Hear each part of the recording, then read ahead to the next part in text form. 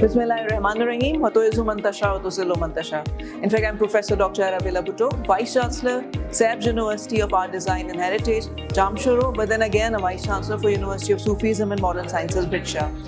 In fact, I must say that we all Vice Chancellor who are here are congratulating from the core of our heart to the HEC Chair, Dr. Mukhtar, and of course the MD Nahi, Dr. Noor, for making this event possible for all of us today. Well, you know, it's a FLAME, and FLAME in fact is an abbreviation for Fostering Learning and Management Excellences, where we had an opportunity to discuss the plenary session number 1 and plenary session 2.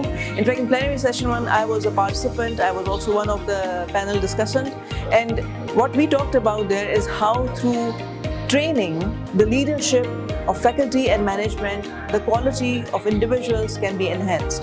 So in fact, what we concluded there that this should be created in a way of a system where system of professional development centers can be created at the university, and it is really required that a larger number of trainings should be accommodated, facilitated by the universities, but then at the same time with the HEC and other supporting organizations, so the cascading of these trainings can continue for the longer term, but then at the same time, universities start owning these activities, they make it sure that the cascading would happen at their institutions, but finally, what was most important, that at each university, some professional development centers can be established, and where it will become possible that along with the HEC, all those criteria of learning should become a part of the promotion criteria of the faculty, so that making it possible that this training, what have been done so far, should not go wasted, and all the fruits that we are expecting from this training in a future would be cultivated. So I wish all the best of luck to all the Vice Chancellors and the HEC particularly for making this day possible for us. Thank you very much. Jazakallah khairan.